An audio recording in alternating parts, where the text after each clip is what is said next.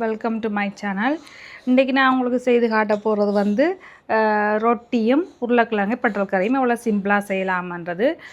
Thank you for வாட்சிங் my channel. Please like பண்ணுங்கள், comment பண்ணுங்கள், சப்ஸ்கிரைப் பண்ணுங்கள். எண்ட் ஆஃப் த வீடியோவில் நீங்கள் சப்ஸ்கிரைப் பண்ணாதான் உங்களுக்கு நாங்கள் அப்லோட் பண்ணுற வீடியோக்கள் வந்து அலர்ட்டாக வரும்.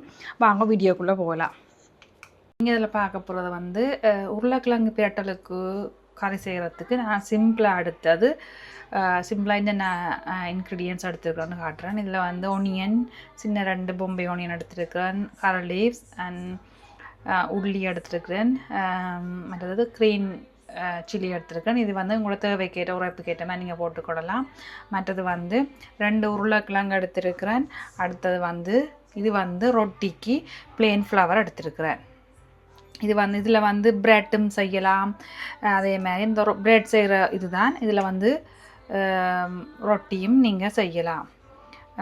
ஸோ இது 3 தான் சிம்பிளாக உங்களுக்கு காட்டுறது. மிச்சது வந்து இப்போ பெருஞ்சீரகம் அதுகள் இதில் வந்து நான் இந்த உருளைக்கிழங்கு பிரட்டல் செய்ய உங்களுக்கு நான் அதில் காட்டுறேன்.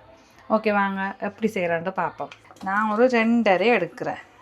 ஓகே, அது நான் ஃபுல்லாக எடுக்கையில் ஒரு 2.5. ஓகே, 2.5 இதுதாம்மா தான் நான் எடுத்திருக்கிறேன். இதுக்கு வந்து நான் வந்து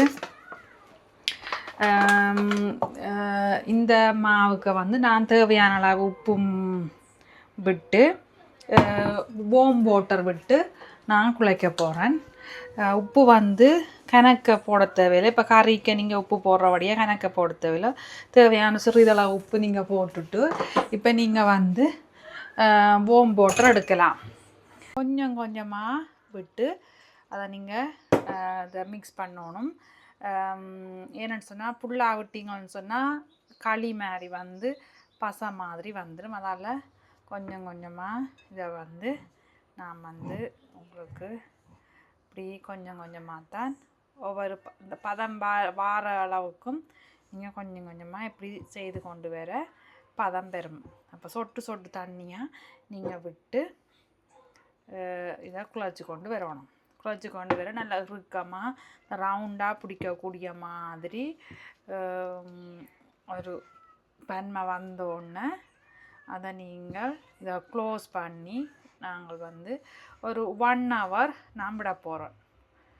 விட்டால் ரொட்டி பிடிக்கிறதுக்கும் அது சுடுறதுக்கும் சரியான ஈஸியாகவும் இதாயும் இருக்கும். இப்போ என்னென்னு சொல்கிற கோதுமை மாவு வந்து இப்போ குழச்ச கையோடைய சுடுவாக்க சரியான ட்ரஃப்பாக இருக்கும். அதே நீங்கள் வந்து ஒரு மணித்தியால் மூட விட்டிங்கன்னு சொன்னால் அது சரியான ஈஸியாக இருக்கும். அப்போ நீங்கள் வந்து ஏர்லியாக உங்களுக்கு எப்போ ரொட்டி சுடணுமோ அந்த டைமில் நீங்கள் சுட்டுக்கொள்ளலாம். ஏர்லியாக ஒரு மணித்தியாலத்துக்கு நீங்கள் குழச்சி அதை எப்படி வைக்கலாம்.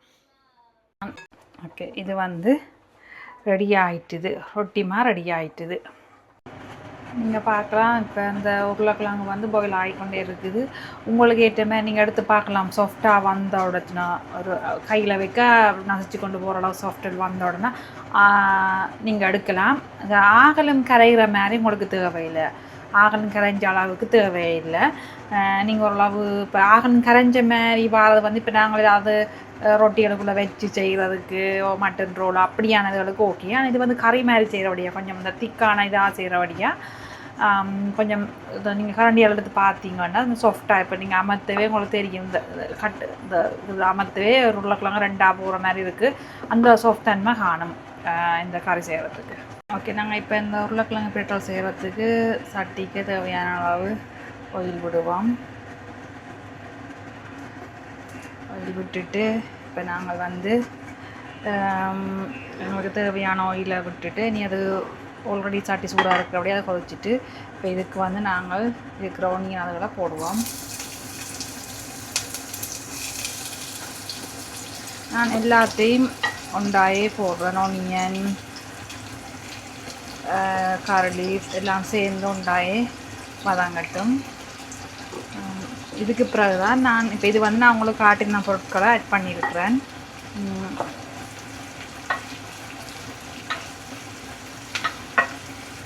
இது கொஞ்சம் வதங்கி கொண்டு வர நான் மிச்சது இப்போ சில பொருட்கள் உங்களுக்கு நான் என்னென்ன பெருஞ்சீரகம் அது நான் காட்டையில் அந்த பொருட்களை ஆட் பண்ணாக்க நான் உங்களுக்கு இதில் காட்டுறேன். அப்போ இது கொஞ்சம் வதங்கி கொண்டு வரக்க நாங்கள் அந்த மிச்ச பொருட்களை இதில் ஆட் பண்ணுவோம். ஓகே, இப்போ நீங்கள் பார்க்கலாம் ஓரளவுக்கு தாளித்து கொண்டு இந்த சரியான பாத்துக்கு வந்து நான் இதில் வந்து பெருஞ்சீரகம் ஆட் பண்ணுற பொருட்களை சொல்கிறோம். பெருஞ்சீரகம், சொட்டு மஞ்சள், கட்டைத்தூள்னு சொல்லுவோம், அல்லது வந்து சில்லி ஃப்ளேக்ஸ்னு சொல்லுவோம் மீன்ஸில். இதை தமிழில் கட்டைத்தூள்னு சொல்கிறத மிளகாய் தான், காஞ்ச மிளகாய். அது நீங்கள் உரைப்புக்கு ஏற்ற மாதிரி போடலாம். ஏன்னு சொன்னால் நீங்கள் ஆல்ரெடி இது போட்டபடியா, சில்லி போட்டபடியா, க்ரீன் சில்லி போட்டபடியா 2 இது போடுறோம் ஏலக்காய் வாசத்துக்காக. அதே மாதிரி 2 இதுவும் போடுறோம். இதெல்லாம் வந்து வாசத்துக்காக போட்டது. அதெல்லாம் போட்டு முடிய ஏலக்காய், இது மஞ்சள் தூள் எல்லாம் போட்டு எல்லாம் முடிய திருப்பி தான் நீங்கள் திரட்டி விடுங்க.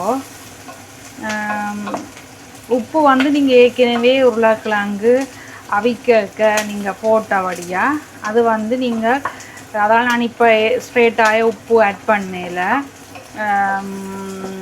நான் இதெல்லாம் ஓகே ஆகி உருளைக்கிழங்கு எல்லாம் போட்டு உருளைக்கிழங்கும் ஒரு பிரண்டு வந்தால் பிறகு தான் ஆட் பண்ண போகிறேன்.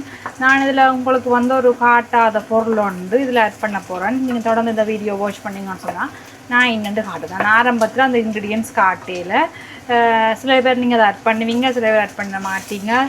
நான் இதில் ஆட் பண்ணி உங்களுக்கு காட்ட போகிறேன். ஒரு வித்தியாசமாக இருக்கும். ஓகே, இது வந்து ஓகே ஆகி ஒரு பொண்ணு நிறத்துக்கு வந்துட்டு சில ஒனியன் வந்து இப்படி இந்த கருகிற மாதிரி இருக்குது. அப்போ இப்படியான தன்மை வந்த பிறகு நீங்கள் வந்து இதுக்கு வந்து தேங்காய்ப்பு ஆட் பண்ணலாம். நீங்கள் புளிஞ்ச தேங்காய்ப்பு ஆட் பண்ணலாம்.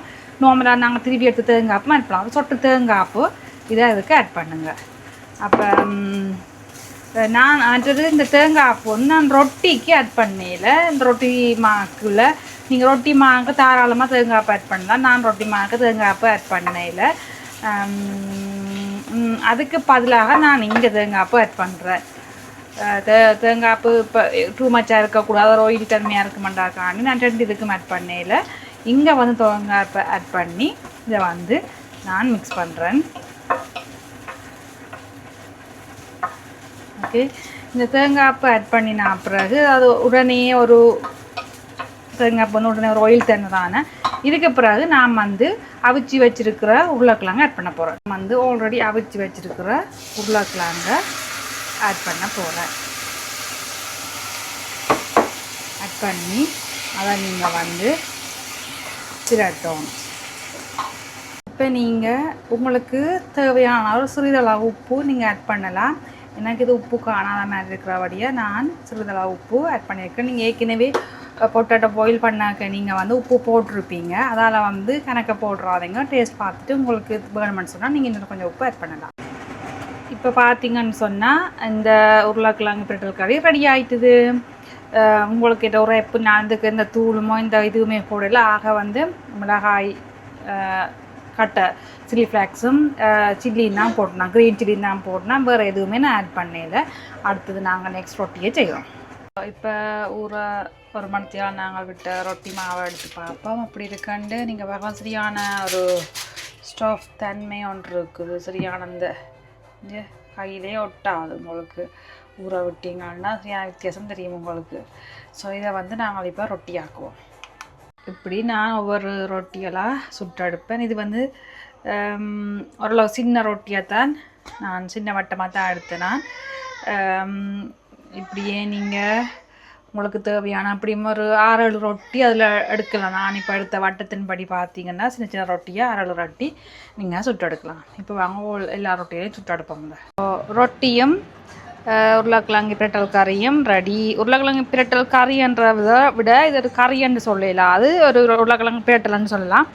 இது ரெடி. ஓகே, சாப்பிட்டு பார்ப்போம் அப்படி இருக்காண்டு.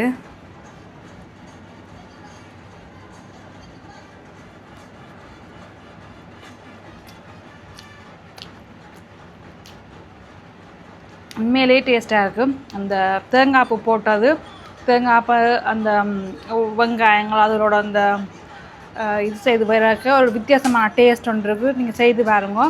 தேங்காய்ப்பு ஆட் பண்ணி செய்து பாருங்க. உண்மையிலே நல்ல டேஸ்ட்டாக இருக்குது. உரைப்பெல்லாம் நல்ல கணக்காக இருக்குது. இப்படி உங்களுக்கு இதே மாதிரி வேறு நான் செய்கிற நார்மல் சாப்பாடு வீடியோக்கள் நான் நார்மலாக எனக்கு செய்கிற சாப்பாடு வீடியோக்களை கண்டிப்பாக நான் உங்கள்கிட்ட ஷேர் பண்ணுவேன். தேங்க்யூ ஃபார் வாட்சிங் my channel. See you on next video guys. See you. Bye bye.